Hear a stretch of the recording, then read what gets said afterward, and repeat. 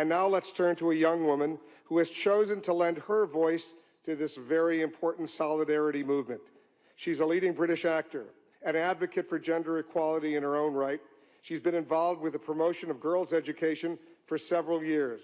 As part of her humanitarian efforts, she's visited Bangladesh, Zambia, recently returned, as we just heard, from Uruguay on her first mission with UN Women. Ladies and gentlemen, please join me in welcoming to this stage our co-host and the UN Women's Global Goodwill Ambassador, Emma Watson.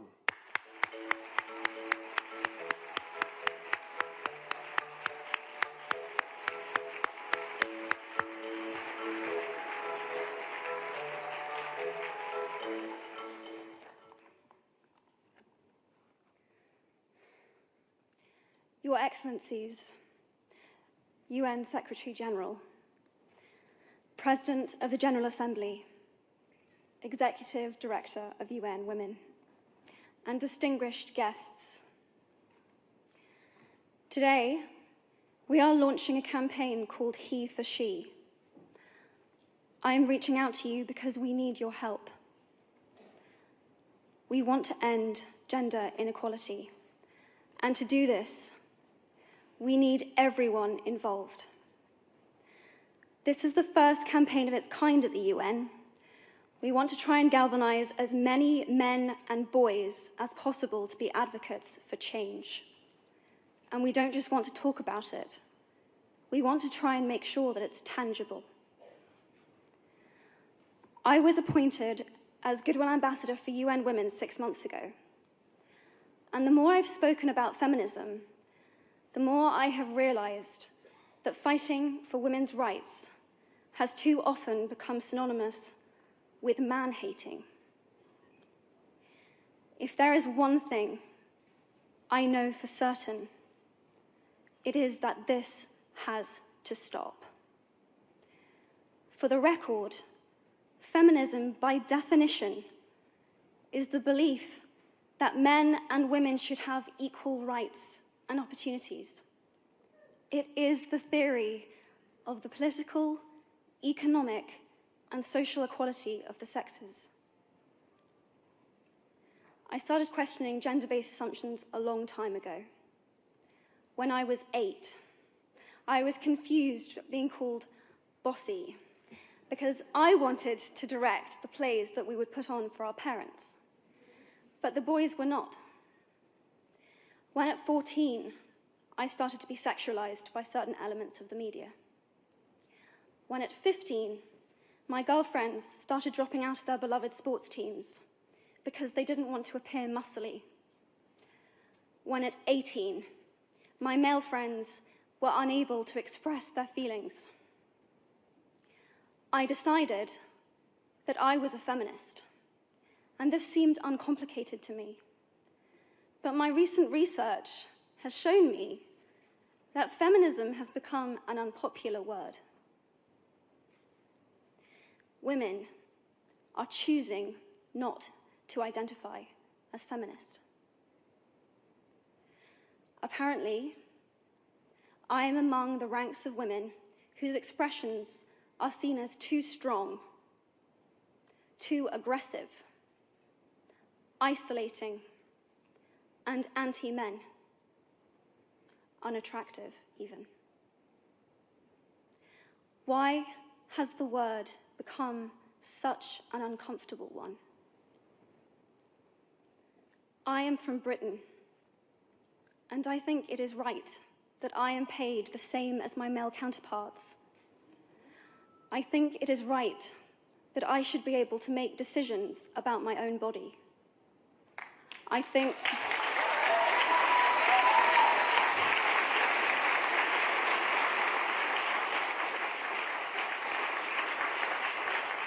think it is right that women be involved on my behalf in the policies and the decisions that will affect my life.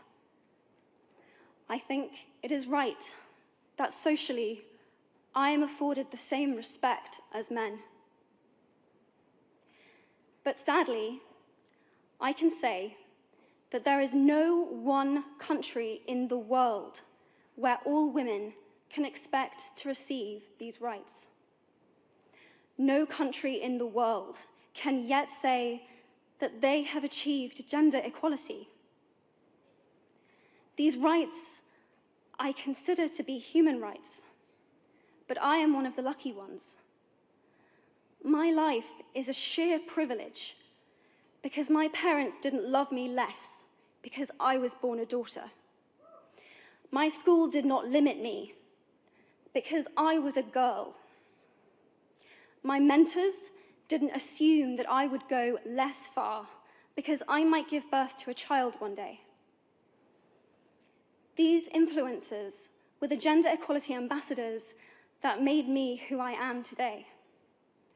They may not know it, but they are the inadvertent feminists who are changing the world today. We need more of those. And if you still hate the word, it is not the word that is important. It's the idea and the ambition behind it. Because not all women have received the same rights that I have. In fact, statistically, very few have been. In 1997, Hillary Clinton made a famous speech in Beijing about women's rights. Sadly, many of the things that she wanted to change are still true today. But what stood out for me the most was that less than 30% of the audience were male. How can we affect change in the world when only half of it is invited or feel welcome to participate in the conversation? Men, I would like to take this opportunity to extend your formal invitation.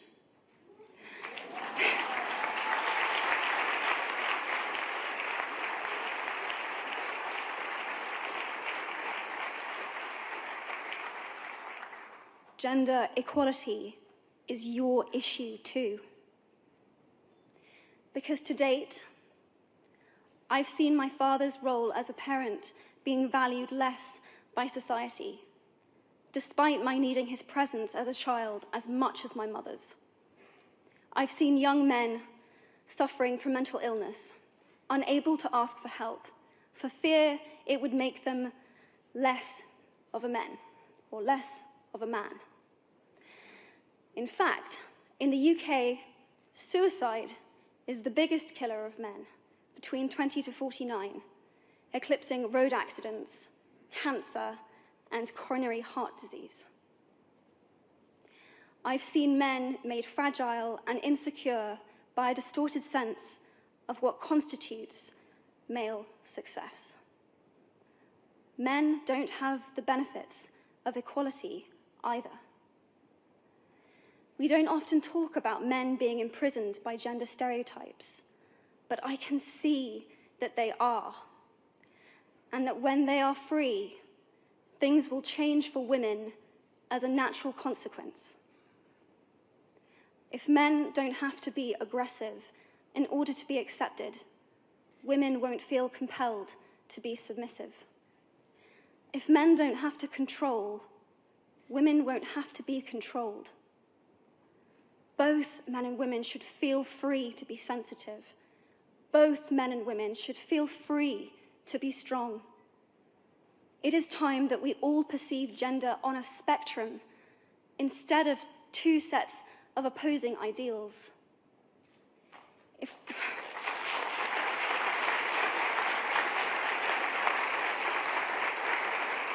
If we stop defining each other by what we are not and start defining ourselves by who we are, we can all be freer. And this is what HeForShe is about. It's about freedom. I want men to take up this mantle so that their daughters, sisters, and mothers can be free from prejudice, but also so that their sons have permission to be vulnerable and human too. Reclaim those parts of themselves they abandoned, and in doing so, be a more true and complete version of themselves. You might be thinking, who is this Harry Potter girl? And what is she doing speaking at the UN? And it's a really good question. I've been asking myself the same thing. All I know is that I care about this problem, and I want to make it better. And having seen what I've seen, and given the chance, I feel it is my responsibility to say something. Statesman Edmund Burke said, "All that is needed for the forces of evil to triumph is for good men and women to do nothing." In my nervousness for this speech, and in my moments of doubt, I've told myself firmly, if not me, who? If not now, when? If you have similar doubts when opportunities are presented to you, I hope that those words will be helpful. Because the reality is that if we do nothing, it will take 75 years, or for me to be nearly 100, before women can expect to be paid the same as men for the same work. 15.5 million girls will be married in the next 16 years as children. And at current rates, it won't be until 2086 before all rural African girls can have a secondary education. If you believe in equality, you might be one of those inadvertent feminists that I spoke of earlier. And for this, I applaud you. We are struggling for a uniting word, but the good news is that we have a uniting movement. It is called HeForShe. I am inviting you to step forward, to be seen, and to ask yourself, if not me, who? If not now, when? Thank you very, very much.